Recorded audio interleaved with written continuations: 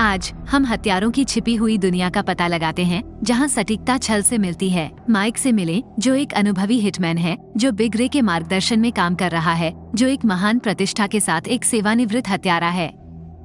हत्यारों के इस गुप्त समूह में माइक को सबसे अच्छा माना जाता है। यहाँ प्रत्येक हत्यारे का काम करने का अपना अनूठा तरीका है, लेकिन माइक के बारे में कुछ दिलचस्प है। एक बड़ा गर्म दिमाग वाला लड़का जिसकी हत्या के लिए एक जंगली दृष्टिकोण है, जो उनके ग्राहकों के बीच बहुत लोकप्रिय नहीं है। एक बार माइक ने एक नशे में धुत कार्यालय कर्मचारी को खत्म करने के मिशन को स्वीकार कर लिया। वह आदमी देर रात घर गिर गया, पूरी तरह से अनजान था कि माइक उसके घर में फिसल गया था। नशे में धुत और एक घड़ी पर टिका हुआ आदमी ने एक कुर्सी पर अनिश्चित रूप से खड़े होकर उस तक पहुंचने की कोशिश की। माइक ने हर चाल का अनुमान लगाया, और जब नशे में धुत आदमी आखिरकार कुर्सी पर खड़ा हो गया, तो माइक ने पीछे से उसका गला घोटने के लिए तेजी से एक रस्सी का इस्तेमाल किया। हैरान आदमी, जो अब लटक रहा था, को पता नहीं था कि क्या हुआ था। क्या आप जानते हैं कि मैं कौन हूँ? माइक ने कुर्सी को लात मारने से पहले बेपरवाह जवाब दिया। हाँ, मैं जानता हूँ कि तुम कौन हो। आप $25,000 के लायक हैं। इस घटना से पता चला कि माइक की एकमात्र चिंता पैसा था। जब तक भुगतान शामिल था, तब तक वो अच्छे और बुरे लक्ष्यों के बीच भेदभाव नहीं करता था। एक तस्वीर के साथ हत्या का दस्तावेजीकरण करने के बाद वो चला गया। प्रत्येक मिशन के बाद माइक ने आराम करने का एक तरीका खोजा।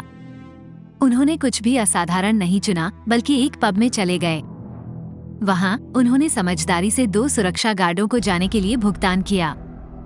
अंदर माइक ने अनियंत्रित ठगों के एक समूह को एक आकर्षक महिला को परेशान करते देखा। उनके भीतर गुस्से की लहर दौड़ गई, और बिना किसी हिचकिचाहट के उन्होंने एक एक करके प्रत्येक ठग का सामना किया और उसे अक्षम कर दिया। माइक की तुलना में उनके लड़ने के कौशल में कमी आई, और उन्होंने उस पर लापरवाही से हमला किया। बिग रे के अधीन हत्यारों के समूह में जहर का एक सामान्य विशेषज्ञ प्रतीत होता है, जो रोजमर्रा की वस्तुओं को घातक हथियारों में बदलने की क्षमता रखता है। एक स्पर्श, एक सांस, और उनके शिकार बिना लड़ाई के गिर जाते हैं। मैक्स और मिक, स्पेशल फोर्सेज के पूर्व दोस्त, अपनी हत्याओं को सड़क पर सामान्य दुर्घटनाओं की तरह दिखाने में उत्कृष्ट हैं, जिससे पुलिस को कोई सुराग नहीं मिलता है। और यह मत भूलिए कि जेन, जो एक कटाना में कुशल है, और फ्रेड, एक गोल मटोल रणनीतिकार, जो चतुर तरीकों के लिए एक कौशल रखता है, जैसे कि एक घातक गैस बनाना जिसने एक बार एक पूरी टीम का सफाया कर दिया था। लेकिन हत्यारों के इस समूह में मिल्टन है, एक गंजा आदमी जो उनके संगठन का एक महत्वपूर्ण हिस्सा है। वो वही है जो सुनता है कि ग्राहक क्या चाहते हैं और फिर उन अनुरोधों के आधार पर हत्यारों को असाइनमेंट देता है, जबकि उनके अवैध व्यवसाय के माध्यम से बहने वाले धन का प्रबंधन करता है। अनुबंध हत्याओं की इस छिपी हुई दुनिया में माइक सबसे खतरनाक मिशनों को आकर्षित करता है, जो लगातार उसके घातक कौशल का परीक्षण करते हैं। एक बार माइक को रूट नामक एक युवा लेखाकार को खत्म करने के लिए मिल्टन से एक कार्य मिला, जिसे उसकी मृत्यु में तेजी लाने के लिए 2 गुना वेतन की पेशकश की गई थी। माइक ने बिना किसी हिचकिचाहट के मिशन को स्वीकार कर लिया। कांच के टुकड़ों से भरी एक वायवीय बंदूक से लैस उन्होंने रूट की गतिविधियों को सावधानी पूर्वक देखा, अवसर का इंतजार करते हुए। जब एक कार ठीक सही कोण पर आई, तो माइक हरकत में आ गया। उन्होंने कार के टायर में कांच के टुकड़ों का एक बैराज छोड़ दिया, जिससे वह मुड़ गया और रूट से दुखद रूप से टकरा गया। ये दृश्य एक दुखद दुर्घटना जैसा था। एक मुस्कान के साथ माइक लापरवाही से चला गया, ड्राइवर को कार में छोड़ दिया, इस विश्वास से डर गया कि उसने अभी अभी एक जान ले ली है। इसके बाद माइक को एक पूरे रॉक बैंड को हटाने का काम सौंपा गया। उन्होंने दर्शकों के साथ मिलकर और बैंड के अंतिम प्रदर्शन का आनंद लेते हुए चुपचाप उनके स्थान में घुसपैठ कर ली। एक खुली बिजली आपूर्ति लाइन को देखते हुए माइक ने रणनीतिक रूप से उस पर एक गिलास पानी गिरा दिया। अपने इलेक्ट्रॉनिक उपकरणों के साथ प्रदर्शन कर रहे बैंड को कट लग गया, जिससे हैरान दर्शकों को अंधेरे में छोड़ दिया गया। उस रात बाद में रूट की हत्या के लिए निर्धारित सड़क पर अपना इनाम लेने के लिए मिल्टन ने माइक से संपर्क किया। अप्रत्याशित रूप से एक अनुभवहीन हत्यारे ने उस पर घात लगाकर हमला किया। मार्शल आर्ट की चालों का कोई फायदा नहीं हुआ। माइक ने तेजी से हमलावर को वश में कर लिया, एक घातक चोकहोल्ड और गर्दन मोड़ दिया। उन्होंने पास में अपनी मोटरसाइकिल के साथ शव को फुटपाथ पर व्यवस्थित किया, जिससे एक दुखद दुर्घटना का आभास हुआ। घर लौटते समय माइक को चाली से अपनी पूर्व प्रेमिका बैथ की मृत्यु के बारे में एक विनाशकारी कॉल आया। बैथ एक पर्यावरण कार्यकर्ता जिसने कई कारखानों को बाधित किया था, पर डकैती के प्रयास के दौरान चोरों ने बेरहमी से हमला किया था। चोर एक्सपोजर के डर से अपने अपराध को छिपाने के लिए बैथ की हत्या कर चुके थे। ये सब एक भयानक गलती से शुरू हुआ। पुलिस ने अपनी जांच में 2 चोरों की उंगलियों के निशान का खुलासा किया था। हालांकि कुछ ही दिनों बाद दोनों चोर नशीली दवाओं के ओवरडोज से रहस्यमय तरीके से मारे गए। रहस्य और गहरा हो गया जब चार्ली ने एक विनाशकारी रहस्य का खुलासा किया। माइक की पूर्व प्रेमिका बेथ अपने बच्चे के साथ गर्भवती थी। यह एक दुखद रहस्य उद्घाटन था। सच्चाई को उजागर करने के लिए दृढ़ संकल्पित माइक बेथ के पूर्व अपार्टमेंट में गया। जैसे ही उन्होंने घटनास्थल का निरीक्षण किया, उनकी विशेषज्ञता से पता चला कि यह कोई साधारण चोरी नहीं थी, बल्कि एक हत्या थी। पुलिस फाइलों से पता चला कि बेथ के सिस्टम में नींद की गोलियों के निशान थे, हालांकि उसे उड़ने का कोई डर नहीं था। माइक ने निष्कर्ष निकाला कि उसे नशीली दवा दी गई थी और गुप्त रूप से उसकी हत्या कर दी गई थी। अपराध स्थल को अनजाने में नशीली दवाओं के आदी लोगों की उंगलियों के निशान के साथ एक असफल डकैती जैसा दिखने के लिए सावधानी पूर्वक हेरफेर किया गया था। दोषियों को मिक और मैक, जैसा कि माइक को जल्द ही पता चला। गुस्से में आकर माइक ने जवाब मांगते हुए उनका सामना किया। लापरवाही के साथ मिक और मैक ने खुले तौर पर अपनी भागीदारी को स्वीकार किया, इसे केवल एक नौकरी के रूप में उचित ठहराया। उन्होंने तर्क दिया कि बेथ और माइक के कटे हुए संबंधों को देखते हुए वे अपनी इच्छानुसार कार्य करने के लिए स्वतंत्र थे। उन्हें पता नहीं था कि बेथ अभी भी माइक के बच्चे को ले जा रही थी, जिससे माइक का गुस्सा और बढ़ गया। उन्होंने एक क्रूर हमला किया। अकेले 2 पूर्व विशेष बलों के गुर्गों से लड़ना आमतौर पर दुर्गम होता था, लेकिन माइक के असाधारण हत्यारे कौशल और कथात्मक भाग्य का एक संकेत उनके पक्ष में तराजू का संकेत देता था।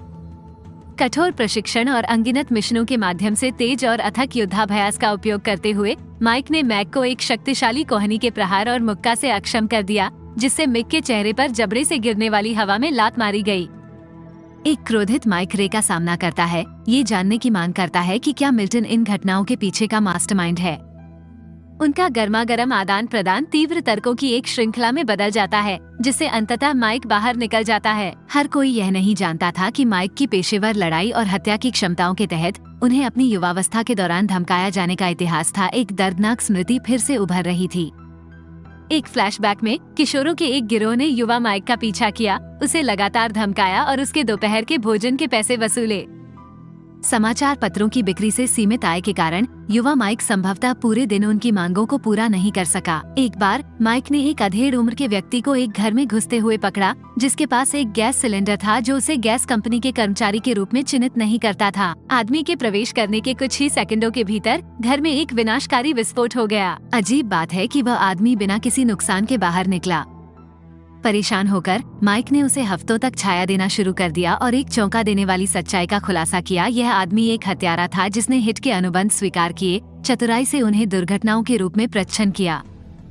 माइक को आश्चर्य हुआ कि वह आदमी बिग रे निकला, जो अंडरवर्ल्ड में एक कुख्यात व्यक्ति था। माइक ने बिग रे का सामना किया, सबूत का एक हानिकारक टुकड़ा निकाला जिसने अनुभवी हत्यारे को उनका मार्गदर्शन करने के लिए मजबूर किया। माइक ने बदमाशी किए जाने के अपने दर्दनाक अतीत और जेल का सामना किए बिना सरगना को खत्म करने की अपनी इच्छा का खुलासा किया। माइक के दृढ़ संकल्प और प्राकृतिक गुप्तता को पहचानते हुए बिग रे ने उनमें क्षमता देखी और अपने घातक कौशल को प्रदान करना शुरू कर दिया। बिग रे ने आकस्मिक हत्याओं को अंजाम देने की संभावना का खुलासा किया। एक दिन एक अवसर पर कब्जा करते हुए माइक ने अपनी अनुपस्थिति के दौरान लक्ष्य के घर में घुसपैठ की। उसने एंटीना पर एक नोट चिपकाया और खुद को कंबल के नीचे छिपा लिया। आदमी के लौटने पर पैसे के लिए पहुंचते हुए वो छिपे हुए खतरे से अनजान रहा। एक तेज चाल में माइक छिपने से कूद गया, जिससे वो आदमी रेलिंग से गिरकर अपने विनाश की ओर बढ़ गया। मिशन पूरा हो गया था और माइक ने जीत की लहर महसूस की। हालांकि उन्होंने स्वीकार किया कि उनकी हत्या का कौशल बुनियादी था। बिग रे ने इस महत्वपूर्ण क्षण को कैमरे पर कैद कर लिया, जो माइक की सुधार की आवश्यकता की याद दिलाता है। अपने उत्साह के बावजूद वो जानते थे कि उन्हें एक सच्चे पेशेवर बनने के लिए और अधिक अभ्यास की आवश्यकता है। बिग रे ने सटीक शूटिंग, आकस्मिक प्रतीत होने वाली घटनाओं और आत्मरक्षा की रणनीति को कवर करते हुए माइक को व्यापक रूप से सलाह देने की जिम्मेदारी ली।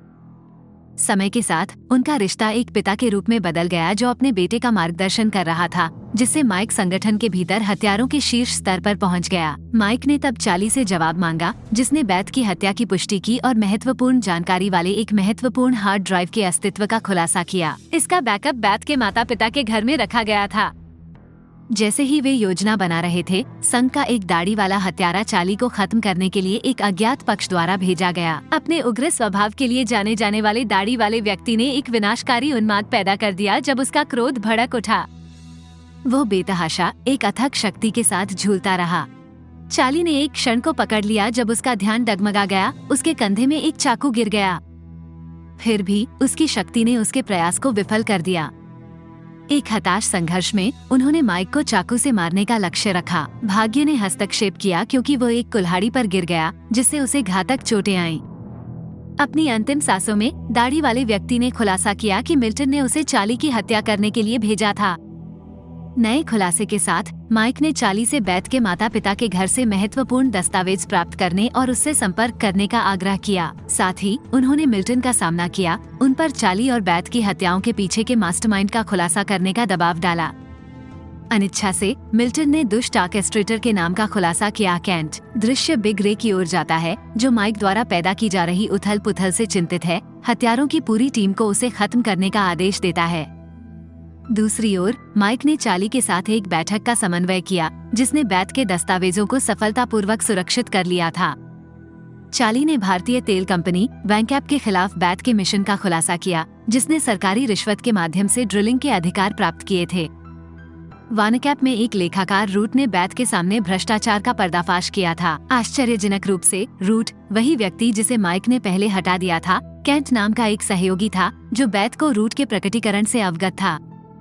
इस रहस्योद्घाटन ने कंपनी के निदेशक को रूट और बैथ दोनों को हटाने का आदेश देने के लिए प्रेरित किया। जब माइक केंट से मिला तो उनकी बातचीत तेजी से गर्म हो गई, क्योंकि उसने अधिक जानकारी के लिए केंट को उकसाया। अंत में दबाव का सामना करने में असमर्थ केंट ने स्वीकार किया कि उसने गुप्त रूप से उनकी पूरी बातचीत को रिकॉर्ड किया था और फिर माइक को हानिकारक रिकॉर्डिंग सौंप दी थी। जैसे ही माइक ने इस रहस्योद्घाटन को अवशोषित किया, मिक और मैक अंदर घुस गए। एक उग्र गोलीबारी में मिक और मैक ने गोलियों की एक धार छोड़ी। मैक, जो अभी भी जबड़े पर एक घूंसे से उबर रहा था, ने एक ब्रेस पहना था और लापरवाही से माइक पर ग्रेनेड फेंके। फुर्ती के एक पल में माइक ने चतुराई से उनकी ओर एक ग्रेनेड वापस लात मारी, जिससे एक विस्फोट हुआ जिसने अस्थायी रूप से दोनों को चौंका दिया। अवसर का लाभ उठाते हुए माइक ने मैक की बंदूक पर नियंत्रण कर लिया, लेकिन एक दुखद मोड़ में मिक ने गलती से मैक को गोली मार दी, क्योंकि माइक ने अपने शरीर का उपयोग ढाल के रूप में किया था। मिक की धांधली वीडियो गेम में एक दोस्त की हरकतों से मिलती जुलती थी। माइक ने तेजी से मिक को अक्षम कर दिया। उसे बेहोश करने से पहले उसे आग बुझाने वाले उपकरण से भर दिया। बाहर जहर के हत्यारे ने माइक पर एक गुप्त घात लगाकर हमला किया। उसकी पीठ से चिपककर उसे जहर से लथपथ कपड़े से दम घोटने का प्रयास किया। हालांकि माइक ने खतरे को महसूस किया था और अपनी सांस रोक ली थी। हत्यारे का इरादा उसे चाकू से वार करने का था, लेकिन माइक ने हत्यारे के ब्लेड का उपयोग करके उसे मारने और सीढ़ियों की उड़ान से नीचे धकेलने के लिए मेज को घुमाया। जैसे जैसे माइक की यात्रा जारी रही, उसका सामना फ्रेड से हुआ, जो शुरू में एक अप्रभावी हत्यारा था। एक तेज मुक्का मारकर माइक ने फ्रेड को अक्षम कर दिया और उसकी जेब से एक जहरीली पट्टी निकाल ली। उनका अगला पड़ाव वैनकैप कंपनी का निदेशक था, जिसकी रखवाली एक कुशल महिला कटाना चलाने वाली हत्यारे द्वारा की जाती थी। उसकी चपलता के बावजूद माइक की ताकत प्रबल हो गई, जिससे वह पास के दरवाजे से टकरा गई। एक तीव्र टकराव हुआ जिसमें माइक अंततः विजयी हुआ। उसकी तलवार को जब्त कर लिया और उसे अलौकिक भाग्य के साथ मार गिराया। निर्देशक की ओर अपना ध्यान आकर्षित करते हुए माइक ने रिश्वत लेने से इनकार कर दिया और तुरंत भारतीय कार्यकारी का सिर कलम कर दिया। बिग रे के पास लौटते हुए माइक ने क्रोधित गुरु का सामना किया और हानिकारक रिकॉर्डिंग बजाई। इस रहस्योद्घाटन से पता चला कि केंट ने निर्देशक के आदेशों का पालन किया था। 3 व्यक्तियों को खत्म करने के लिए मिल्टन को काम पर रखा था, उनके भाई रूट, माइक के पूर्व प्रेमी बैथ और चार्ली। केंट ने निर्धारित किया कि एक एकल हत्यारे को तीनों लक्ष्यों को समाप्त कर देना चाहिए, इस समझ के साथ कि एक बार यह कार्य पूरा हो जाने के बाद हत्यारे को किसी भी निशान को मिटाने के लिए उनकी मृत्यु का सामना करना पड़ेगा। केंट ने इस भयावह व्यवस्था के लिए 3 गुना भुगतान की पेशकश की। मिल्टन ने अपने अतृप्त लालच से प्रेरित होकर माइक को पहले अपने भाई रूट को खत्म करने का काम सौंपा, यह अनुमान लगाते हुए कि माइक बैथ को नहीं मारेगा। इसके बाद मिल्टन ने माइक के बाद एक युवा हत्यारे को भेजा और बैथ और चार्ली को खत्म करने के लिए दूसरों को नियुक्त किया। इस चालाक योजना का उद्देश्य कम अनुभवी हत्यारों को एक पेशेवर के खिलाफ खड़ा करना था, जिससे अंततः माइक की पूर्व प्रेमिका की हत्या हो गई। यह एक विश्वासघाती जुआ था जिसे मिल्टन ने आयोजित किया था। मिल्टन को अपने कार्यों के प्रतिशोध के रूप में बिग रे से क्रूर पिटाई का सामना करना पड़ा। इस बीच माइक ने सावधानी पूर्वक मिल्टन को एक जहरीली पट्टी पहनाई, जो अनजान बना रहा। मिल्टन ने कुछ ही मिनटों में घातक पदार्थ के कारण दम तोड़ दिया।